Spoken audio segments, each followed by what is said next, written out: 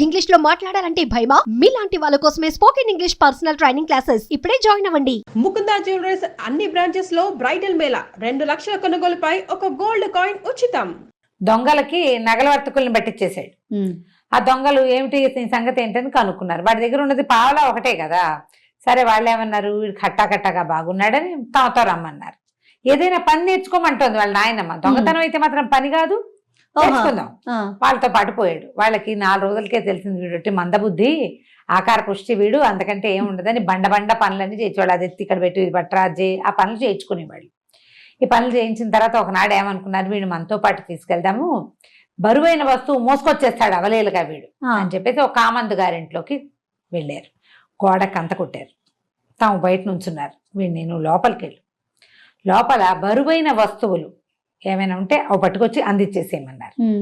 సరే వీడు గోడ కంతలోంచి లోపలికి వెళ్ళాడు. అటు ఇటు చూశాడు. బరువైన వస్తువులు అంటే వీళ్ళ ఉద్దేశం ఏంటి, భోషణాలు, తర్వాత ఏమో ఇనపెట్టెలు బరువు. తమలేరు, తమైతే ఇద్దరు కావాలి, వీడు ఒకడే మోసేస్తాడు, వీడు బండవేదవ కదా పాపం. సరే అని చెప్పి పంపించారు. వీడేం చేశాడు, ఒకటి కావిడ పెట్టె దగ్గర నుంచి ఎత్తి చూశాడు. ఏవి బరువుగా తోచల. వచ్చేస్తుంటే ఒక రుబ్బురోలు కనపడింది, బాగా పెద్దది. రుబ్బురోలు ఎత్తి చూస్తే మంచి బరువుగా ఉంది, బాగుంది. కానీ నేను ఒక్కనే భుజాన్ని పెట్టుకోలేను, ఎత్తగలను. ఎత్తి ఎవరైనా భుజాన్ని మీద పెడితే ఈజీగా మోసుకెళ్ళిపోతా అని అటు ఇటు చూశారు. వంటింట్లో ఓ పక్కగా వంట ఆయన పడుకుని నిద్రపోతున్నాడు. ఆ వంట ఆయన లేపాడు, ఏమండి లేవండి ఒకసారి అని. ఆయన ఉలికిపడి లేచాడు. ఏమిటో పిలుస్తున్నాడు పెద్ద మనిషి అని. లేచి చూసి ఏమిటంటే, రుబ్బురోలు ఎత్తుకెళ్ళాలి, కొంచెం ఎత్తి కాస్త సాయం పడతారా నాకు అన్నాడు. రుబ్బురోలు ఎందుకండి మీకు అని అడిగాడు ఆయన. వీడు ఏదో చిన్నగా సన్నగా నల్లగా అలా ఏం లేడు, భారీగా పెద్ద మనిషిలాగా కనపడారు కదా. రుబ్బురోలు ఎందుకు బాబు నీకు అన్నాడు. అనేసరికి దొంగల కోసం అండి, నా కోసం కాదు, బరువైంది ఎత్తుకురమ్మన్నారు. బరువైంది అయితే నేను ఎత్తుకెళ్తా, ఎవరైనా ఎత్తి పెట్టద్దు, కొంచెం లేచి అది పెట్టండి అన్నాడు. అనగానే ఆయన దొంగలు నరిచి కేకలు పెట్టాడు. ఈయన పట్టేసుకున్నాడు. ఆ వంట ఆయనకి కొంచెం అవతలగా ఒక ఇద్దరు పని వాళ్ళు పడుకుని నిద్రపోతున్నారు. వాళ్ళు ఎగిరి గంతేసి పట్టుకున్నారు. దొంగలు కాస్త పారిపోయారు. వీడిని 100 ప్రశ్నలు వేసినా వీడు ఒట్టి మడ్డి వెదవని తెలిసింది వాళ్ళకి. సమాధానం ఏమి రాదు. వాళ్ళ ఇంట్లోకి వచ్చారు, బరువు అయింది తెమ్మన్నారు, వెతికాను, ఏమి బరువైనా కనపడలేదు, ఇదే బరువుగా ఉంది అని అదే కథ చెప్తున్నాడు ఎంతసేపు. వీడితో పిచ్చి వెదవా అని చెప్పి వీడిని వదిలిపెట్టేశాడు. మళ్ళీ కాళ్ళు ఇడ్చుకుంటూ పోయాడు వాళ్ళ దగ్గరికి. దొంగలు అరిచి తిట్టి కేకలేసి పోట్లాడారు. ఇట్లా చేస్తావా, నువ్వు సరిగ్గా చేయకపోవటం వల్ల చూసావా ఎంత కష్టం వచ్చిందో అన్నారు. 4 కొద్ది రోజులు ఆగారు. ఒక హట్టాకట్టాగా ఒకడుంటే వాడిని వాడకపోవటం ఎట్లా, అదే కదా, వాడాలి వాడిని. సరే ఇంకో జమీందారు గారింటికి దొంగతనానికి బయలుదేరి దివాణంలోకి ప్రవేశించారు. వీడికి ఏం చెప్పారంటే, ఈసారి బరువులు ఎత్తద్దు, ఇసుక ఇస్తాం, ఇసుక పెట్టుకో సంచిలో, ఒక చిన్న చిక్కన్ లాంటిది, దాంట్లో పెట్టి వీడికి దట్టికి దోపారు. వస్తువులన్నిటి మీద ఇసుక చల్లు, దేని మీద జల్లు గల్లు మన శబ్దం వస్తుందో ఇసుక పడ్డప్పుడు గల్లు మన శబ్దం రావాలి. వస్తే అది వెండి బంగారాలు డబ్బులు ఉండే పెట్టె అనమాట. ఓకే, చల్లుకుంటూ వెళ్ళమన్నారు. సరే వీడేం చేశాడు, పైకి వెళ్ళు, నువ్వు కింద ఏమి ఉండవు, మేడ మీదే ఉంటాయి, ఏమైనా బంగారాలు అవి ఉంటాయని చెప్పారు. వీడు పైకి వెళ్ళాడు. పైకి వెళ్తే హాల్ నిండా చాలా మంది నిద్రపోతుంటే కొంతమంది నిద్రలో నోరు తెరిచేస్తారు. ఈయన ఏమనుకున్నాడు, ఇసుక చల్లితే వీళ్ళందరి నోట్లోనూ పడుతుంది పాపం, అందుకని ఓహో నేను ఇసుక చల్లిపోతాను, అందరు నోరు తీసుకొని పడుకోండి.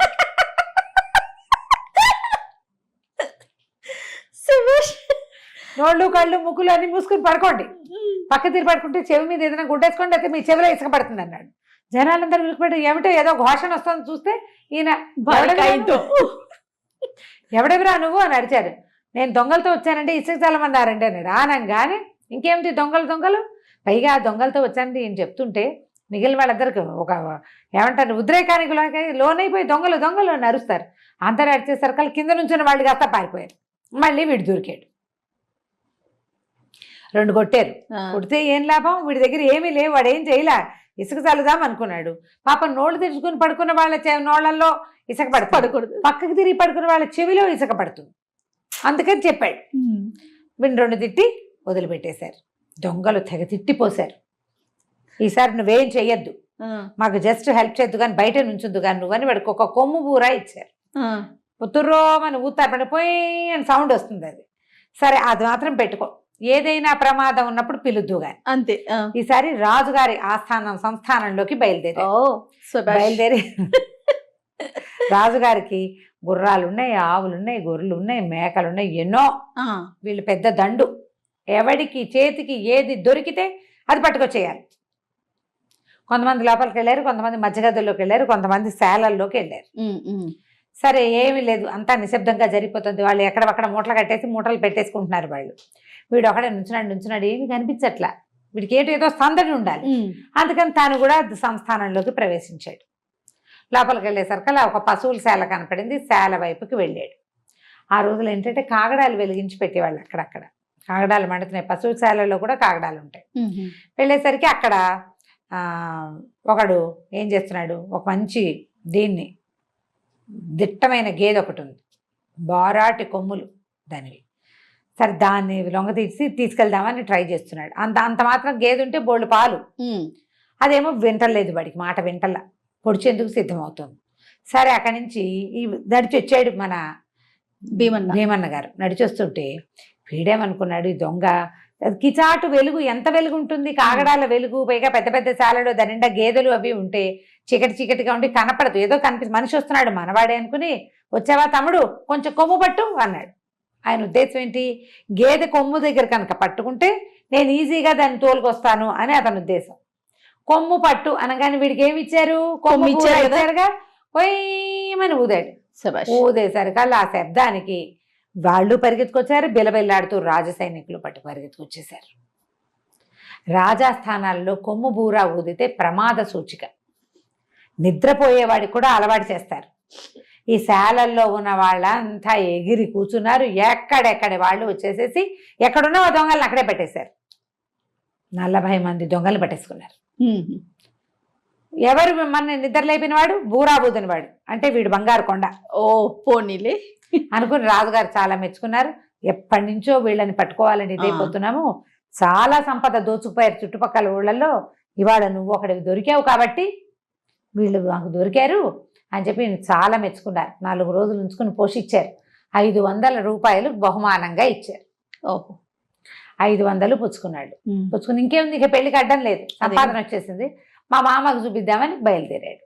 ఆ ఉండి రొంట్లో నుంచి డబ్బులు తీసి చూస్తుంటే ఒక ఉత్సాహం వస్తుంది అనమాట. ఆ వెళ్ళే దారిలో ఏవో రకరకాల ఊళ్ళు అవి ఇవి ఉన్నాయి. ఏవో ఊర్లు అడవులు దాటుతున్నాడు. ఒక చోట ఒక వంతెన ఉంది, చెక్క వంతెన.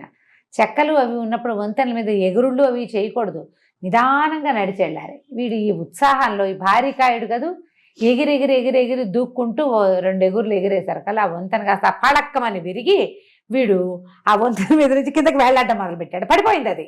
కింద మహా ఉధృతంగా పారుతున్న ఏరొకటి ఉంది.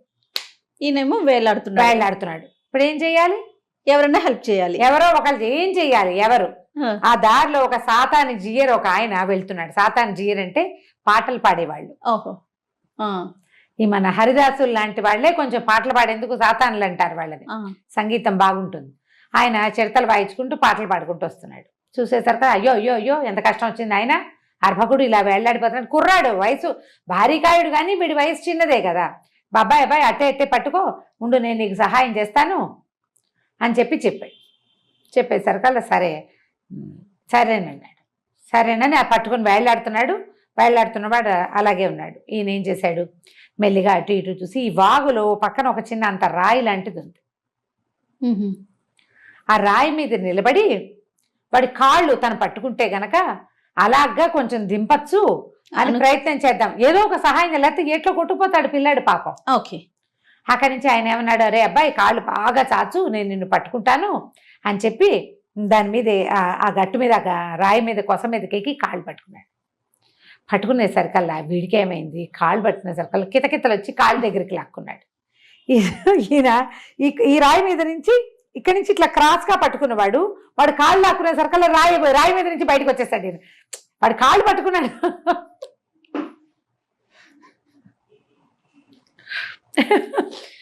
ఈయనకి ఆసరం అయింది కింద. ఈయన కూడా గాల్లో వెళ్ళాడు, వాడి వైపుకి వెళ్ళిపోయాడు. ఇద్దరు కలిసి వెళ్ళాడుతున్నారు. అట్టే నాయన జాగ్రత్త, ఇద్దరం కలిసి పడిపోతాం ఏట్లో, దేవుడి మన్నా అయిపోతుంది మన ఇద్దరికీను, జాగ్రత్తగా ఉండు, కాసేపు ఇంకోళ్ళు ఎవరైనా వచ్చి మనల్ని రక్షిస్తారు అన్నాడు. బాగానే ఉంది. అక్కడి నుంచి వాడు పట్టుకు వెళ్ళాడుతున్నాడు, కిందకి తల ఉంచి చూస్తున్నాడు. చూస్తుంటే ఏమండి మీరు ఏం చేస్తారండి అన్నాడు. పాటలు పాడతాను ఆయన అన్నాడు. శభాష్. ఏది ఓ పాట పాడండి అన్నాడు. ఆయన పాట పాడుతున్నాడు. పాట పాడతాను ఆ వేలాడుతూనే పాడతానన్నాడు. ఇందులో ఆయన భుజం మీద ఆయన చిడతలు కొడతాడు కదా ఇట్లా ఇట్లా అనేవి, అవి ఇక్కడ భుజం మీద ఇట్లా వేలాడుతున్నాయి. ఇవేమిటండి మీ భుజం మీదవి అన్నాడు. చిడతలు వాయిస్తూ పాటలు పాడతాను ఆయన. ఓ అవును నేను చూస్తుంటాను, ఇట్లా ఇట్లా అంటారు కదా అని గుర్తొచ్చింది. చేత్తో అంటారు కదా అని. అవును సరే పాట పాడండి అన్నాడు. పాడుతుంటే ఏమండి ఒట్టి పాట పాడతారేమిటి, చిడతలు వాయించండి అన్నాడు.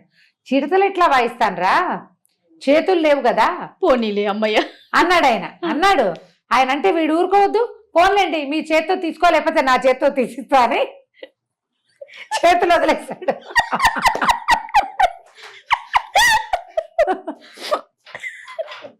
చేతులు వదిలేస్తే ఏముంది, ఇద్దరు కలిసి వెళ్ళి డా అమ్మని ఎట్లా పడ్డారు. జిఆర్ గారు కింద పడి ఆయన మీద ఈయన పడ్డాడు. వీడి బరువుకి కింద రాళ్ళు అన్న ఏట్లో ఉన్న రాళ్ళకి ఆయనకి చచ్చేలా దెబ్బలు తగిలినాయి.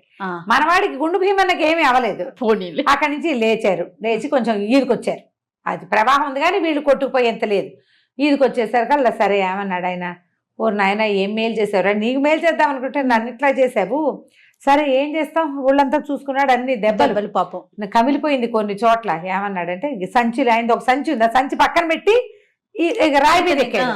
ఆ సంచి పట్టుకురా ఇటు అన్నాడు. సంచి తెస్తే అందులో నుంచి అంత గిన్నె తీసి ఇచ్చాడు. ఒక అణా చేతులు పెట్టి, బాబు కాసేపు ఇక్కడే కూర్చుంటాను, నువ్వు పోయి ఊళ్ళోకి వెళ్ళి కాస్త ఈ అణా ఇచ్చి మరి కాస్త నూనె తీసుకురా, ఈ నొప్పులకు రాసుకుంటాను నాయన, లేకపోతే రేపటి నుంచి పాటలు పాడుతూ తిరగలేనురా నాయను అన్నాడు. అలాగే సరే అణా పుచ్చుకుని షాప్ దగ్గరికి వెళ్ళాడు. ఒక ఊళ్ళోకి నడిచి వెళ్ళాడు. వెళ్ళాలి బాగా 4 బార్లు వెళ్తే గానీ రాదు. దగ్గర ఉండుంటే వాళ్ళు ఎవరైనా చూసేవాళ్ళు వీళ్ళ గోలని, ఎవరు చూడలేదు. వాళ్ళు కొంచెం బాగా 4 బార్లు నడిచి వెళ్తే నూనె దుకాణం కనపడింది. ఆ దుకాణంలోకి వెళ్ళాడు. ఏమంటే అణాకి నూనె పోయండి ఈ గిన్నెలో అని, చిన్న మట్టు గిన్నె అది. సరే పోసాడు. వాడు అణాకి ఇంత సీసా ఇంత డబ్బాడు వస్తుంది అనమాట.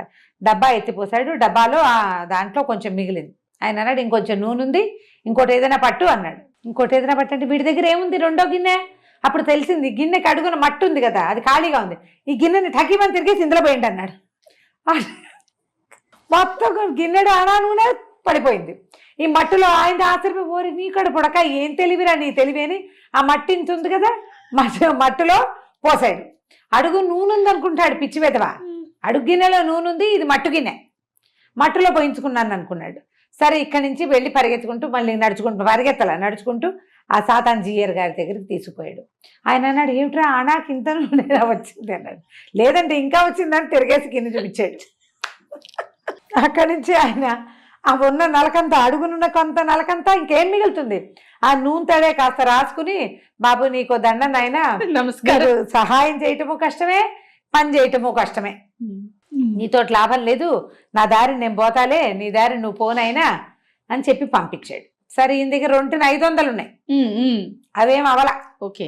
అవి పుచ్చుకుని మెల్లిగా వాళ్ళ ఊరు వైపుకి నడవటం మొదలెట్టాడు. ఒక అడవిలో ఒక గుర్రం కనపడింది అతనికి. చక్కగా ఉంది, కట్టేసింది, ఎంత బాగుందో, భలే ఉంది. వీడికి గుర్రం సరదా, మనసు పడ్డాడు కదా, ఇది వరకు మనసు పడ్డాడు కదా.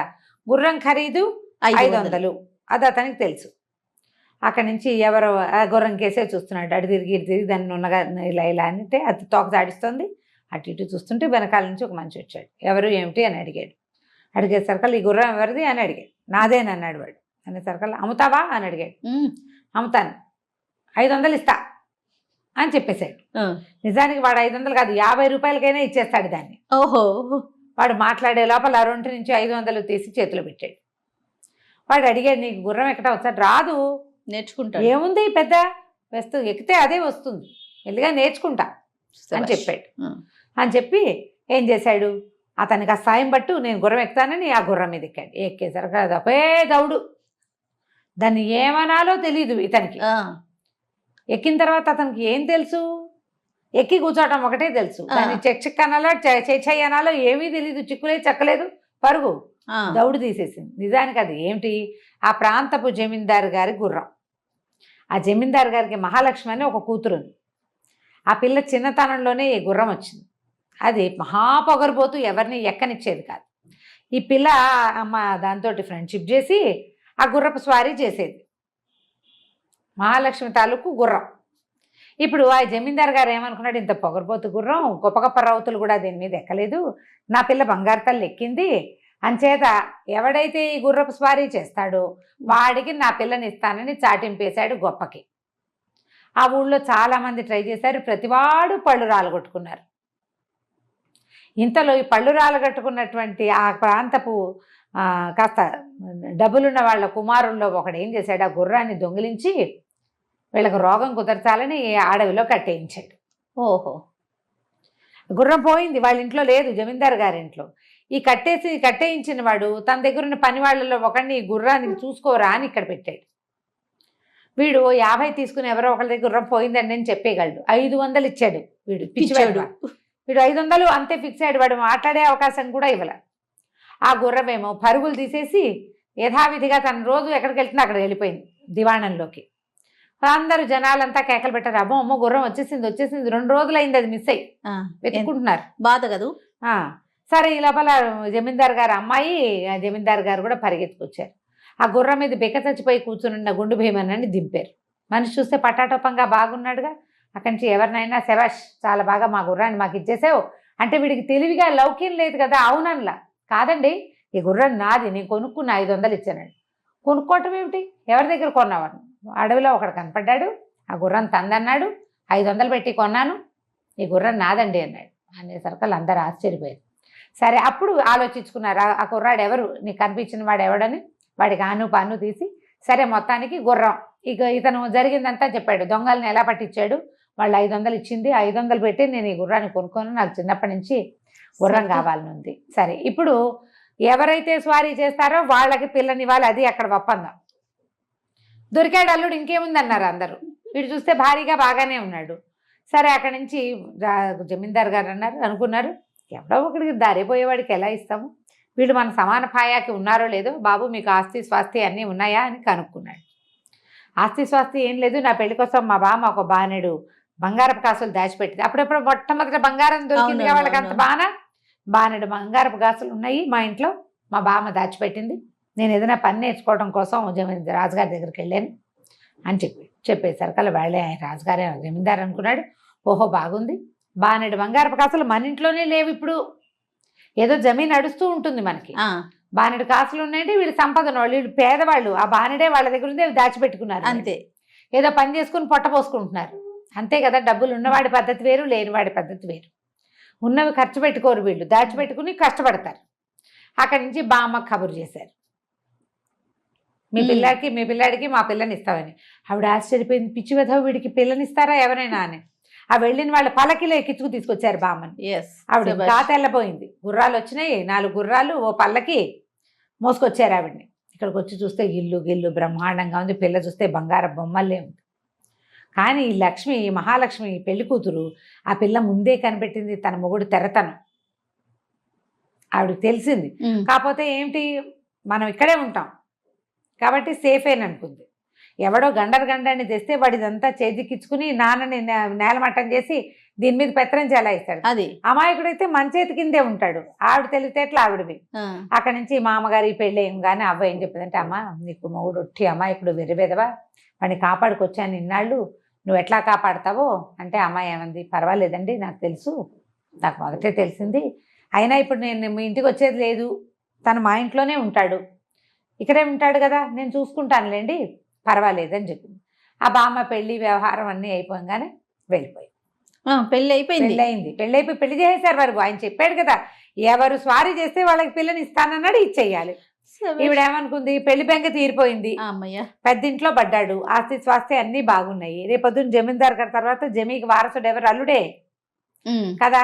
కాస్త ఇక్కడ వ్యవహారంలో ఉండి వాడే నేర్చుకుంటాడు, పెళ్ళాం ఒకటి గట్టిది పిల్ల అనుకొని ఆవిడ వెళ్ళిపోతే సరే రోజు భార్య భర్త కులసగా చక్కా భార్యతో కాపురం చేసుకుంటున్నాడు, హాయిగా ఉన్నాడు. ఒక రోజు ఏమైందంటే, ఓ రోజు ఏదో మంచి వంటలు బ్రహ్మాండంగా కుదిరినాయి. ఆ అమ్మాయి మరి కాస్త తిన్నది. ఆ పూట మధ్యాహ్నం నిద్ర వచ్చి పడుకున్నప్పుడు ఏదో మెడ పక్కకి పడిపోయింది అనమాట. నిద్రలో, ఒళ్ళు తెలియని నిద్రలో చిన్నగా వస్తుంది మధ్యాహ్నం పూట నిద్రలో గురకొస్తుంది. ఇతను విన్నాడు వీడు, ఈ భీమన్న, అమ్మో చక్కగా ఉంటుంది, దీనికి గురకొస్తుంది ఏంటి, ఏదో చేరింది దయ్యం దీని లోపల. దయ్యాలు పడితే కదా, దయ్యాలు కదా గురకలు పెడతాయి, మనుషులు ఎందుకు పెడతారు గురకలు అని అనుకుని అక్కడి నుంచి ఎక్కడికో బయలుదేరాడు. బయలుదేరేసరికి ఎక్కడికో వెళ్తున్నావు, ఎక్కడికి వెళ్తున్నావు ఏమిటి అని అడిగింది. నేను ఒక పని మీద వెళ్తున్నాను, భూత వైద్యుడిని కలవడానికి వెళ్తున్నాను అని చెప్పాడు. ఓకే. ఎందుకు భూత వైద్యుడిని నువ్వు అంటే, నేను భూత వైద్యుడికి ఒక విషయం చెప్పాలన్నాడు. పద నేను కూడా వస్తానని. నువ్వు రావద్దు, మరి నేను భూత వైద్యుడికి చెప్పే విషయం నువ్వు వినకూడదు అన్నాడు. అనేసరికల్లా ఈవిడేముంది, దాందేముంది, నేను వినద్దంటే విన్ను, భూత వైద్యుడిని కలవడానికి నువ్వు వాడింటికి వెళ్తావేంటి, నువ్వు జమీందారివి, ఇప్పుడు పనివాడిని పిలిచి భూత వైద్యుడిని రప్పిద్దాము అని చెప్పేసరికల్లా సరే భూత వైద్యుడిని కేకేయించాను. ఈయన భూత వైద్యుడిని లోపలికి తీసుకెళ్ళి, ఏమండి మా ఆవిడకి శరీరంలో ఏదో దయ్యం ప్రవేశించింది, అది ఒక రకమైన గురు అని విచిత్రమైన శబ్దం చేస్తోంది, నిన్న మొన్నటి దాకా లేదు, నిన్న రాత్రి నుంచే నేను గమనించాను, ముందంతా లేదు, మా పెళ్ళి ఇన్నాళ్ళయింది, పిల్ల పాపం ఏమైపోతుందో, జమీందారు గారికి ఒక్క కూతురు, ఆయన చాలా బెంగపెట్టుకుంటాడు, పిల్లకి ఏదైనా అయిందంటే ఆ దయ్యం వదిలించాలండి, మీరైతే ఇలాంటి పనులు బాగా చేస్తారని మిమ్మల్ని పిలిపించాను అన్నాడు. అనేసరికి భూత వైద్యుడికి అర్థమైంది, అమ్మాయి గురకొచ్చింది, వీడు పిచ్చి వెదవా అని. ఏమన్నాడు, అమ్మో అలాంటి దయ్యాన్ని వదిలించాలి బాబు, చాలా ఖర్చు అవుతుంది, అంటే మీరు ఎంత ఖర్చు అయినా నేను ఇచ్చుకుంటానండి, బానేడు బంగారం ఉంది మా దగ్గర, ఎంతైనా సరే మా ఇంట్లో బానేడు ఉంది, నేను ఇచ్చుకుంటాను, మా ఆవిడ ఒంట్లోంచి ఆ దయ్యాన్ని పారద్రోళ్ళని మీరని చెప్పాడు. ఆయన సరేనన్నాడు. దొరికాడు కదా లట్టుగా. ఈ లోపల ఏమైంది, అటుగా పోతున్న మహాలక్ష్మి ఆ పక్కన నిలబడి విన్నది. కొళ్ళు మండిపోయింది. దొంగ వెధవా, వీడెవడో నా ఒంట్లో దయ్యాన్ని పారద్రోళ్ళి వాడు తీసుకుంటాట, చెప్తానుండి వీడి పని అని. సరే అతను లేచి బయటకు వచ్చేసరికల్లా, అయ్యా ఉండండి, ఈ పూట వచ్చారుగా భోజనం చేద్దరు కానీ ఇవాళ మంచి పాయసాలు అవి కుదిరినాయని కూర్చోబెట్టింది. మధ్యాహ్నం ఫుల్గా అన్నం పెట్టింది అతనికి, బాగా ఇంకొంచెం వేసుకోండి అని. అక్కడి నుంచి 1 గంట విశ్రాంతి తీసుకుందరు కానీ ఎండవేళ ఏం వెళ్తారు, ఒరే మంచం ఏంట్రా అని కేకేసింది. నడవాలో ఓ మంచం వేశారు. ఆయన కొంచెం 40-50 ఏళ్ళ వాడు, చిన్న బొజ్జ కూడా ఉంది, ఫుల్గా తిన్నాడు. ఒళ్ళు తెలియని నిద్రలో గురకబెట్టడం మొదలుపెట్టాడు. అక్కడి నుంచి ఈవిడ ఏం చేసింది, మహాలక్ష్మి మొగుడు పిలిచింది, రా ఇటు చూసావా వీడి దగ్గర గురకొస్తుంది, ఒక దయ్యము నా ముక్కులో ప్రవేశించి అక్కడున్న లక్ష్మిని లాగేసుకోవాలని చూసింది, లక్ష్మీదేవి దాన్ని